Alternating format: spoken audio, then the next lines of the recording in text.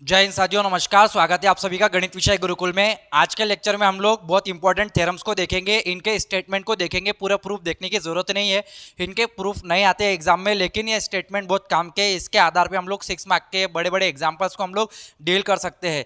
जैसे कि for example जब हम लोग साइन एंगल्स निकालेंगे, बहुत सारे हम लोग थ्योरम्स को सॉल्व करेंगे, एग्जाम्पल्स को सॉल्व करेंगे, तो इस तरीके से हमको काम में आने वाला है। देखिए ट्रिग्नोमेट्री थ्योरम क्या होता है। देखिए हम लोग को साइड्स को सॉल्व करने के लिए, रेशियो निकालने के लिए, एंगल्स निकालने के लिए, वैल्यूज निकालने के लिए ये वाले ट्रिग्नोमेट्रिक थ्योरम का काम आएगा और लेमिस थ्योरम का काम आएगा। बहुत ज्यादा इंपॉर्टेंट है लेमिस थ्योरम और ट्रिग्नोमेट्रिक थ्योरम। ट्रिग्नोमेट्रिक थ्योरम क्या होता है, देखिए यहाँ पे इन ट्रायंगल एबीसी, एक ट्रायंगल दिया है अपन को ABC, a line B drawn from the angle C. ठीक है, एक ट्रायंगल अपन ने निकाला है ए बी और सी। ये ए बी सी इसके तीन क्या है अपने पास, पॉइंट्स है अपने पास। इस ट्रायंगल के सभी को पता है, ए के पॉइंट्स, बी पॉइंट्स और सी के भी पॉइंट्स होंगे। समथिंग वो छोड़ दीजिए बात, लेकिन ए बी सी, अब ये जो एंगल सी है, इस एंगल सी से एक लाइन निकली है।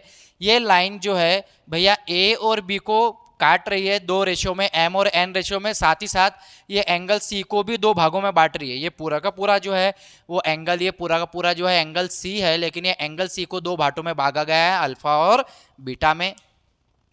Throw the angle C dividing it into the two parts alpha and beta. दो एंगल अपने पास मिल रहे हैं, अल्फा और beta. And cut the opposite side, opposite side यानी एंगल सी की अपोजिट साइड कौन सी है, ए और बी है। इस ए और बी को एंगल सी से निकली हुई एक लाइन ने काट दिया है। Side cut the opposite side A B in a point. किस पॉइंट पे भाई, मान के चलो इन अ पॉइंट डी। यहाँ पे डी नाम दे देते, इस पॉइंट को नाम दे देते D. Dividing A B in the ratio, A B को किस तरीके से डिवाइड कर रहा है। ऑब्वियसली ये जो लाइन निकली है बाहर से तो नहीं निकली नहीं है, अगर बाहर से निकली रहती तो एक्सटर्नल, लेकिन बाहर से कैसे निकलेगी, जब वो सी को डिवाइड कर रही है। तो जब वो सी से डिवाइड कर रही है तो इंटरनल डिवाइड हो रहा है। ठीक है, ट्रायंगल के अंदर से इंटरनली डिवाइड हो रहे हैं ए बी। ये जो ए बी है वो एम और एन इज टू रेशियो में इंटरनली डिवाइड हो रही है। And theta the angle which C D makes with A B. तो ये जो सी डी लाइन है, ये जो सी डी लाइन है, अगर ये पास हो रही है, कट कर रही है, तो यहाँ पे एक एंगल बन रहा है। तो सी डी का एंगल बन रहा है ए बी के साथ, क्या एंगल बन रहा है, theta. Makes with angle makes with A B, then M plus N cot theta. देखो कहने का क्या मतलब है, A D plus D B, इसको समझ लो, मेन पॉइंट यहीं पे है। A D plus D B, A D की वैल्यू कितनी है, M plus N, M plus N. ठीक है, एम प्लस एन लिखा, और ये थीटा का कॉट थीटा। हालांकि इसका प्रूफ भी है सीबीएसई में 11वीं 12वीं में प्रूफ है इसका। 11 12 में जब आप स्टेट बोर्ड में पढ़ते हैं, 12वीं में पढ़ते हैं, तो ट्रिग्नोमेट्री में इसका प्रूफ है। हालांकि यहाँ पे अपन को प्रूफ का काम नहीं है, लेकिन इस बेसिक का काम आएगा एग्जाम्पल्स को सॉल्व करने के लिए। ठीक है, तो ये M plus N cot theta, M plus N into में cot theta equal to M के अप, एम के ये साइड एडी के साइड का एंगल, एडी के आगे का एंगल, अपोजिट एंगल क्या है, अल्फा, यानी अल्फा की अपोजिट जो साइड है वो क्या है, एडी है। यानी एम के आगे का एंगल ले लेंगे M cot alpha, minus N के आगे का एंगल ले लेंगे बीटा, एन कॉट बीटा। इस तरीके से आपका ये फॉर्मूला जनरेट हो जाएगा। या तो एंड इस तरीके से भी हो सकता है, M plus N cot theta as it is रहेगा। एन के ये जो एन है, ये साइड है, एन के अपोजिट में ये लाइन में जो एंगल बन रहा है ए, तो N cot A, N cot A minus M ये वाला एंगल बी कॉट बी। तो ये दोनों स्टेटमेंट को ध्यान में रखेंगे, आगे हम लोग जब एग्जांपल सॉल्व करेंगे तो उसमें ये काम में आएगा। लेमिस थ्योरम क्या होता है भाई, बहुत ज़्यादा इंपॉर्टेंट है लेमिस थ्योरम। ठीक है, रिजॉल्व करने के लिए, आगे के एग्जांपल्स को हम लोगों को सॉल्व करने के लिए बहुत ज़्यादा इंपॉर्टेंट है। ठीक है, स्टैटिस्टिक में बहुत ज़्यादा काम में आता है लेमिस थ्योरम।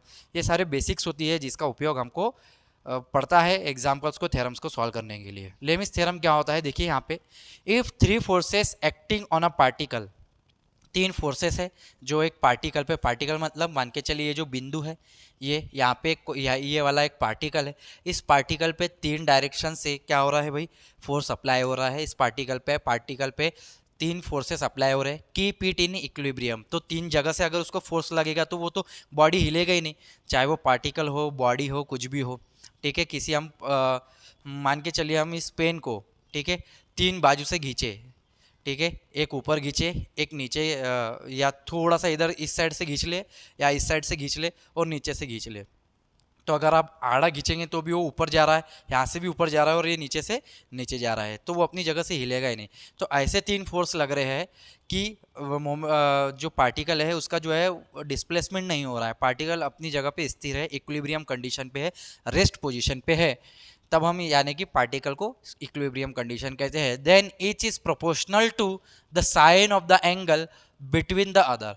देन हर एक जितने भी है अपने पास जितने भी फोर्सेस है वो किसको प्रोपोर्शनल रहेंगे, उनके अपोजिट साइड के अपोजिट दो साइड के बीच के एंगल को, the sine of the angle between the other two sides. तो इसको यहाँ पे समझ लेते हैं, जैसे ये P नाम का फोर्स है, ठीक है, ये P नाम का फोर्स अपन ने मैंने डायरेक्शन ऐसी रखी है, ऐसी भी हो सकती है, कोई दिक्कत वाली बात नहीं है, ठीक है। ये P नाम का फोर्स लग रहा है इस पार्टिकल को। जब ये P नाम का फोर्स लग रहा है इस पार्टिकल को, तो इसके इस फोर्स के अपोजिट में एंगल क्या है, अल्फा, तो ये हो जाएगा P बाय साइन अल्फा।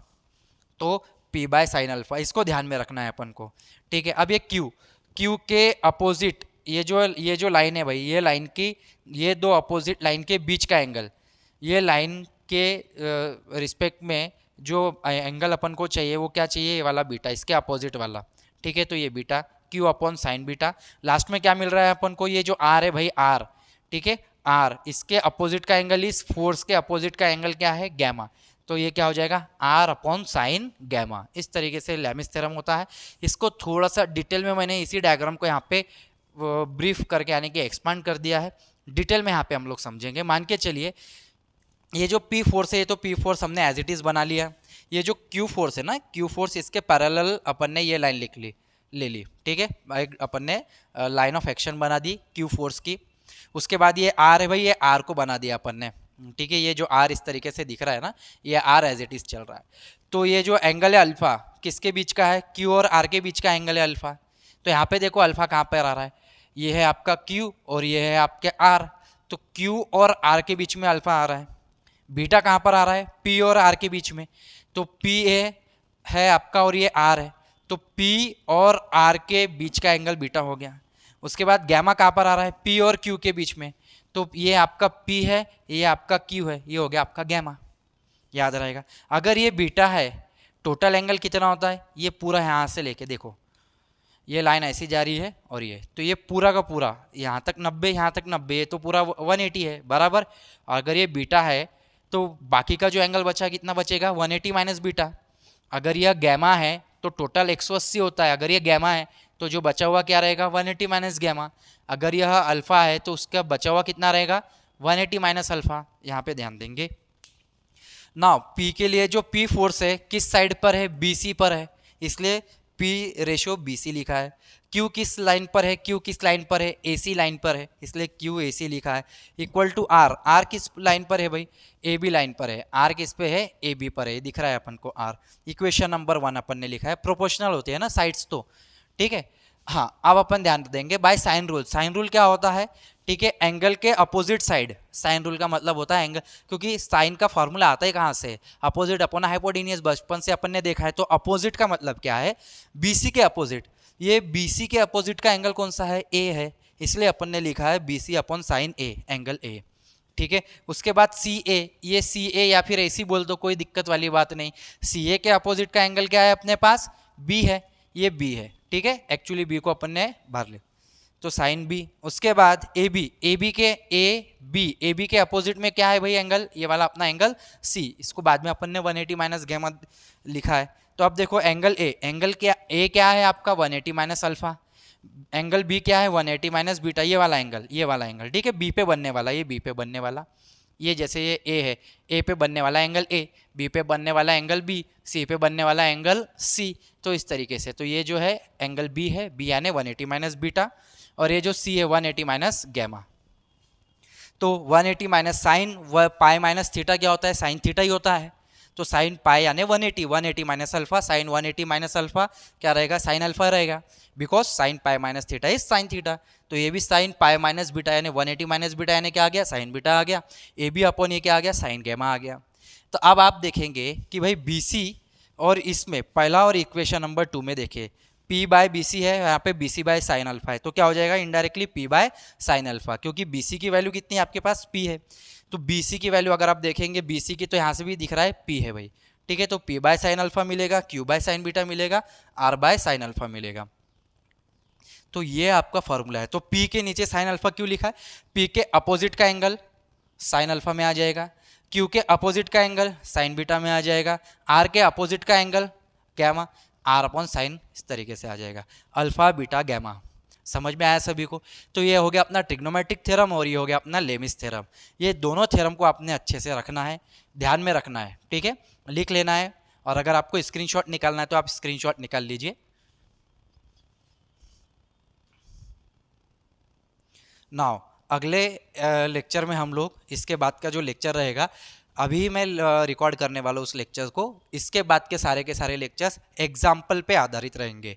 यदि ये लेक्चर आपको पसंद आया है, वीडियो अच्छा लगा है, तो ज़्यादा से ज़्यादा विद्यार्थियों तक शेयर जरूर करें, क्योंकि ज्ञान बांटने से ही बढ़ता है। मिलेंगे अगले लेक्चर में, यानी कि नए एग्जाम्पल्स के साथ अभी अगले लेक्चर में। जय हिंद, जय भारत, वंदे मातरम साथियों, धन्यवाद आप सभी का।